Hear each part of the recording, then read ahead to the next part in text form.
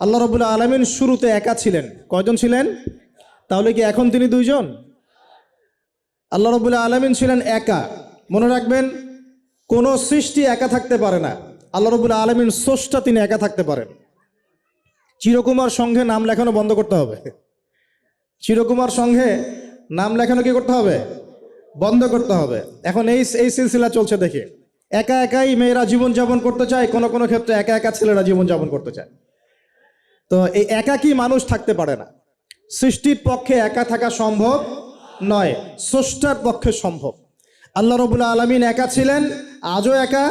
যখন কিছুই থাকবে না, আল্লাহ পাক একাই থাকবেন ইনশাআল্লাহ। আল্লাহ পাক সূরা হাদীদের মধ্যে বলছেন, হুয়াল আউয়ালু ওয়াল আখির, আল্লাহ পাক প্রথম, ওয়াল আখির আল্লাহ পাক শেষ, ওয়া যাহির আল্লাহ পাক প্রকাশ্য, ওয়াল বাতিন আল্লাহ পাক গোপন, ওয়া হুয়া বিকুল্লি শাইইন আলিম, আল্লাহ পাক প্রত্যেকটা বিষয় সম্পর্কে সম্যক জ্ঞানী। তাহলে এই আয়াত থেকে বুঝতে পারছি, যখন কিছুই ছিল না আল্লাহ পাক ছিলেন, আবার যখন কিছুই থাকবে না কে থাকবেন? এমনটা আল্লাহ সূরা আর রহমানে বলেছেন, কুল্লু মান আলাইহা, বলেন কুল্লু মান আলাইহা, সবকিছু কি হবে? ফানা হয়ে যাবে। ফানা মানে একদম ধ্বংস হয়ে যাবে। ওয়ায়াবকা ওয়াজহু রাব্বিকা যুল জালালি ওয়াল ইকরাম, কি বাকি থাকবে? আল্লাহ রাব্বুল আলামিনের সত্তা বাকি থাকবে। এখন আসুন, এবার আল্লাহ পাক কি করলেন? আল্লাহ রাব্বুল আলামিন সর্বপ্রথম আরশে আজিম সৃষ্টি করেছেন। কি সৃষ্টি করেছেন? আরশে আজিম। এবং আরশটা ছিল পানির উপরে। সূরা হুদের মধ্যে আল্লাহ বলেছেন, কানা আরশুহু আলাল মা, আল্লাহ পাকের আরশটা ছিল পানির উপরে। এখন কোথায় আছে তাহলে? এখনো পানির উপরেই আছে। কোথায় আছে? আচ্ছা, কুরসি এবং আরশের মাঝখানে একটা মহাসাগর আছে। কি আছে? এই মহাসাগরের গভীরতা হচ্ছে 500 বছরের পথ। কত বছর? আমরা এখন বিশ্বাস করব না, কারণ নাসা এখন আবিষ্কার করে নাই, তাই না ভাই? নাসার নাম তো শুনেছেন। নাসা এখনকার বিশ্বের খোদা হয়ে গেছে, নাউজুবিল্লাহ। ও যা বলে মানুষ তাই বিশ্বাস করে। ও যদি বলে মঙ্গল গ্রহে পানি আছে, বিশ্ববাসী বলবে হ্যাঁ পানি আছে। ও যদি বলে মঙ্গল গ্রহে পানি নাই, বিশ্ববাসী বলবে হ্যাঁ মঙ্গল গ্রহে কোনো পানি নাই। ও যদি বলে যে অনেক দূরের কোনো গ্রহের মধ্যে এলিয়েন আছে, বিশ্ববাসী বলবে হ্যাঁ এলিয়েন আছে, এলিয়েন আছে। কিন্তু আল্লাহ পাক যদি বলেন যে আল্লাহ পাক মহাবিশ্বের মধ্যে মালাইকা সৃষ্টি করেছেন, বিশ্ববাসী বিশ্বাস করে না যে ফেরেশতা বলে কিছু আছে। আমি কি বুঝাতে পারছি? এটা হচ্ছে শিক্ষা কেন্দ্রিক শিরক। শিক্ষা এবং জ্ঞান কেন্দ্রিক শিরকের মধ্যে আমরা লিপ্ত হয়েছি এখন। বিজ্ঞানকে কোনো কোনো ক্ষেত্রে আমরা ইলাহের আসনে বসিয়েছি। বিজ্ঞান যা বলে তাই চোখ বন্ধ করে বিশ্বাস করে, আর বিজ্ঞান যা বলে না মানুষ বিশ্বাস করে না। আল্লাহ পাকের কথা বিজ্ঞানের অনুকূলে হোক আর প্রতিকূলে হোক, মানুষ দেখতে চায় না। যেমন একটা এক্সাম্পল দিচ্ছি, যদি যদি এখনই সায়েন্স বলে যে আগামী 10 বছরের মধ্যে বিশ্বে বিভিন্ন জায়গায় বড় বড় সিরিজ ভূমিকম্প হতে পারে, 99% মানুষ বিশ্বাস করা শুরু করবে না? কিন্তু নবী সাল্লাল্লাহু আলাইহি ওয়াসাল্লাম বলছেন, বাইনা ইয়াদাই সাআ, কিয়ামতের আগে আগে আসবে মুতানুন শাদীদ, মহামারী। মহামারী কিয়ামতের আগে কি আসবে? মহামারী। মুতানুন শাদীদ মানে বড় মহামারী, লম্বা বড় মহামারী, কঠিন মহামারী, শাদীদ। ওয়া বা'দাহু, এবং মহামারীর পরে আসবে সানাওয়াতু জালাজিল, ভূমিকম্পের বছরগুলো। ভূমিকম্পের বছর নয়, ভূমিকম্পের বছরগুলো। মানুষ বিশ্বাস করবে না। মানুষ 80% মানুষই বিশ্বাস করবে না। খালি মুসলিমরা বিশ্বাস করতে পারে, অন্যরা বিশ্বাস করবে না। কিন্তু সায়েন্স যদি বলে আগামী 10, 20, 30 বছরের মধ্যে বিশ্বজুড়ে ভূমিকম্পের সিরিজ হবে, মানুষ বিশ্বাস করবে। তার মানে আমরা আমাদের বিশ্বাসের ক্ষেত্রে একটা শিরক করছি। শিক্ষা এবং জ্ঞানতাত্ত্বিক ক্ষেত্রে আমরা একটা শিরক করছি। আমরা কোনো কোনো ক্ষেত্রে সায়েন্সকে ইলাহের আসনে বসিয়েছি, এটা শিরক হচ্ছে। এটা একটা শিরক হচ্ছে। আসুন, আল্লাহ রাব্বুল আলামিন আরশ সৃষ্টি করার পরে সৃষ্টি করেছেন কলম। কি সৃষ্টি করেছেন? কলম। আল্লাহ পাক বলেছেন কলমকে উকতুব, তুমি লিখো। কলম বলেছে মাযা আকতুব, আমি কি লিখবো? আল্লাহ বলেছেন কিয়ামত পর্যন্ত যা হবে সব লিখে ফেলো। লাউহে মাহফুজের মধ্যে আল্লাহ পাক এই কলমের দ্বারা কিয়ামত পর্যন্ত যা হবে সব লিখে ফেলেছেন। তো প্রিয় যুবক ভাই, চাকরি নিয়ে এত হতাশায় পড়ার কোনো কারণ নাই। রিজিকের সন্ধানে এত হতাশায় পড়ার কোনো কারণ নাই। রিজিক যা আছে তাই পাবেন, আপনার রিজিক লেখা হয়ে গেছে। এরপরে সাউন্ড কমান ডানবাম থেকে। এরপরে মানুষ যখন মায়ের গর্ভে ছিল, বয়স ছিল 4 মাস 10 দিন। কতদিন? 4 মাস 10 দিন।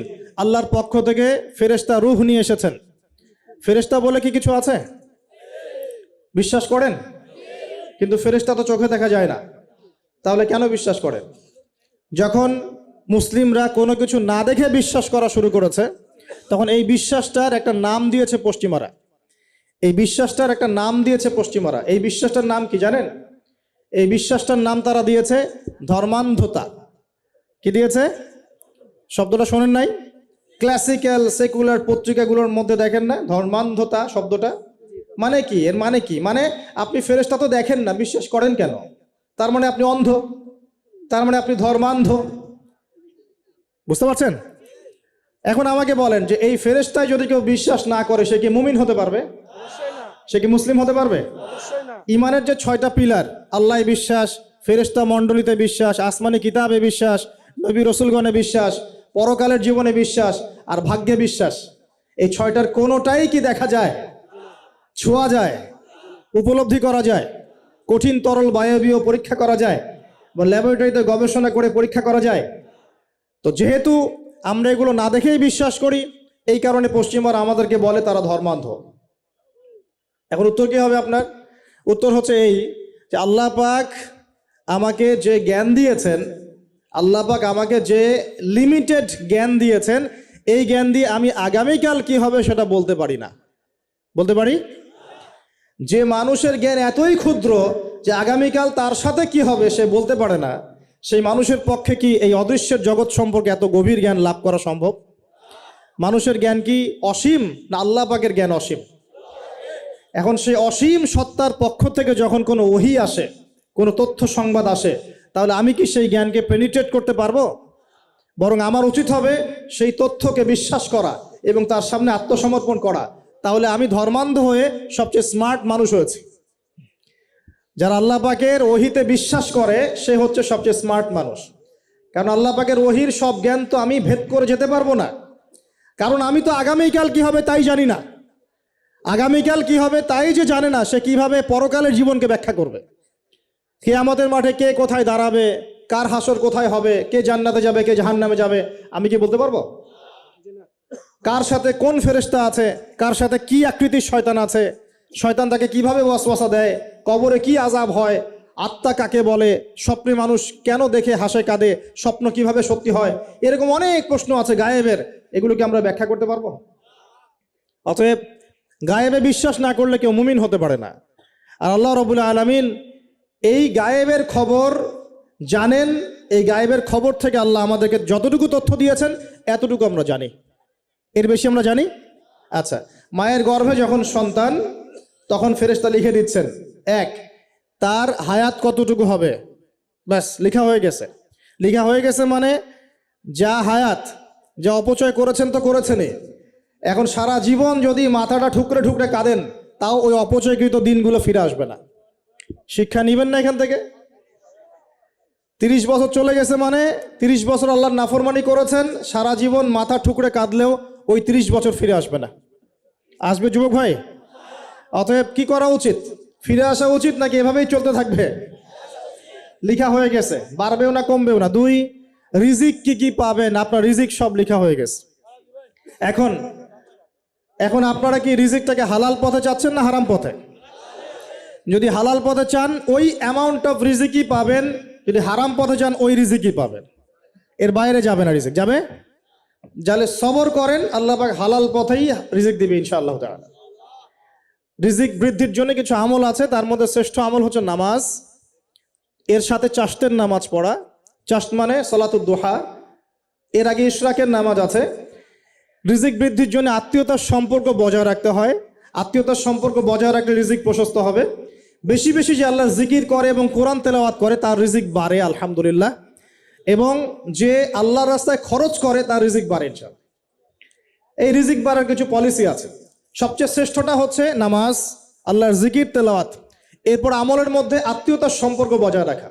নবীজি বলছেন কেউ যদি চায় যে তার রিজিকটা লম্বা হোক, হায়াতটা লম্বা হোক, সে যেন আত্মীয়তার সম্পর্ক বজায় রাখে। আত্মীয়তার সম্পর্ক এখন আস্তে আস্তে নষ্ট হয়ে যাচ্ছে না? খেয়াল করে দেখেন, আত্মীয়তার সম্পর্ক আপনি বজায় রাখবেন। মনে রাখবেন, আমি বারবার একটা কথা বলেছি আপনাদের ওয়াজ মাহফিলে, যে পৃথিবীতে যে কাজই করবেন আল্লাহর সন্তুষ্টির জন্য করবেন। আত্মীয়তার সম্পর্ক বজায় রাখবেন আল্লাহর সন্তুষ্টির জন্যে, তাদের কাছে কিছু পাওয়ার আশায় না। যখনই আপনি কারো কাছে কিছু পাওয়ার আশা করবেন আপনি কষ্ট পাবেন। যখনই কারো কাছে কিছু পাওয়ার আশা করবেন আপনি কষ্ট পাবেন। কারো কাছে এত বেশি পাওয়ার আশা করবেন না। কার কাছে পাওয়ার আশা করবেন? আল্লাহর কাছে, যে আমি এই কাজটা করছি আল্লাহ আমাকে পুরস্কার দিবে ইনশাআল্লাহ। আমি আত্মীয়তার সম্পর্ক বজায় রাখছি কেন? আল্লাহর কাছে রিজিকে বরকতের আশায়, আল্লাহর সন্তুষ্টির জন্য। মনে রাখবেন প্রিয় ভাইয়েরা, আমল কবুল হওয়ার শর্ত মোটামুটি তিনটা। কয়টা? 1 নাম্বার, আমলগুলো হতে হবে আল্লাহর সন্তুষ্টির জন্য, 1। 2 নাম্বার, আমলটা হতে হবে রাসূলুল্লাহ সাল্লাল্লাহু আলাইহি ওয়াসাল্লামের পদ্ধতিতে, অন্য কারো পদ্ধতিতে নয়। 3 নাম্বার, আমলটা করার জন্যে আপনার রিজিকটা হতে হবে হালাল। হারাম রিজিকের আমল আল্লাহর কাছে কবুল হয় না। আল্লাহ পাক আমাদের সবাইকে হালাল রিজিকের ব্যবস্থা করে দিন এবং রিজিকটাকে প্রশস্ত করুন, আমিন। তো রিজিক লেখা হয়ে গেছে 2। 3 নাম্বার লেখা হয়ে গেছে এ ব্যক্তি কি কি কাজ করবে দুনিয়ায়, এ ব্যক্তি দুনিয়ায় কি কি কাজ করবে সব লেখা হয়ে গেছে। এখন যদি একটা চোর বলে যে আল্লাহ পাক আমার তাকদিরে লিখেছিলেন যে আমি চুরি করব, তাই আমি চুরি করেছি।